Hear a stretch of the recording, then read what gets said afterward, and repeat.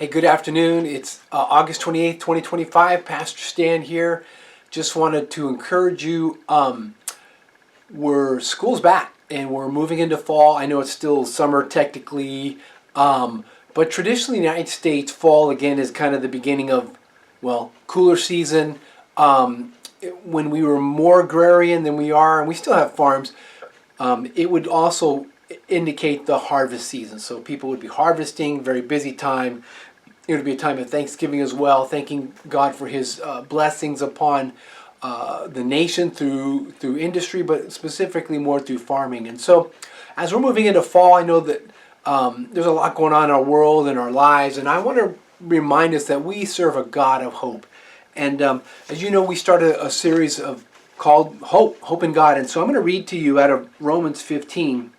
It says, "May the God of hope fill you with all joy and peace as you trust in Him, so that you may overflow with hope by the power of the Holy Spirit." So God is the God of hope. And so I want to encourage us in whatever we're doing in our lives. I know sometimes we get overwhelmed. And just like you, there's a lot going on in my life. A lot of demands and attacks and stuff going on. You know, we're not sure about different things going on in our nation, in our world.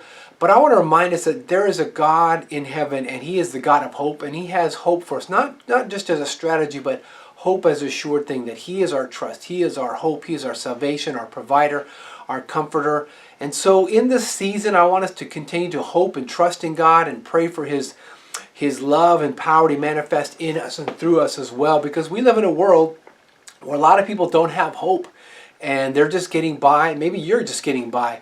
But I want to remind us, as Jesus said, "Come to me, all who are weary and heavy burdened, and I will give you rest. And take my yoke upon you." And so basically, you've heard me say this many times, where in the Old Testament, still agrarian ages, places, they will take a yoke, and it fits around it's like a collar and a harness. It fits around an oxen.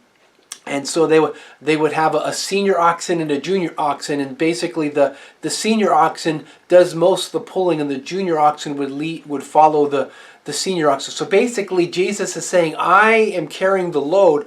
Take my yoke upon you. Follow me. I will carry the burdens. I will take you with me. I'll take you into places you need to grow and provide for you." And so I'm encouraging us to take God's yoke upon us, because you and I can't carry the burdens of this world. You and I can't carry the burdens that we're trying to carry. Jesus is saying, "Come to me, all who are weary and heavy burdened."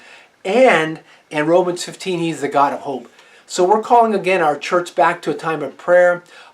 We need God's presence in our lives. We need a refreshing of the Lord. I'm asking that we would have a divine visitation. You know, that's really, I want us to meet God's presence and Him flowing in our lives, in our church. There's a lot going on.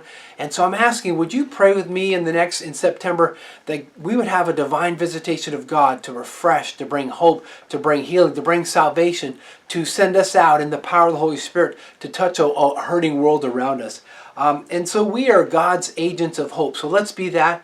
The next thing you know, we've been asking you to pray. In September 22nd, there's a hearing to dismiss a lawsuit, a 1967 lawsuit against us. And so in the same thing, would you take some time and pray with us that God would dismiss this on September 22nd, the court date, in the times at 1:30.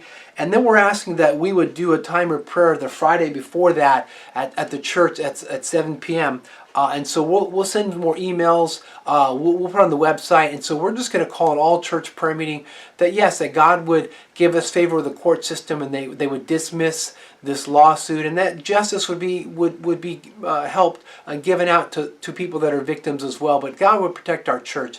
But also in that time of prayer, we'll ask for divine just visitation to the Lord, to our church, bring hope to all generations, to our community, to our world.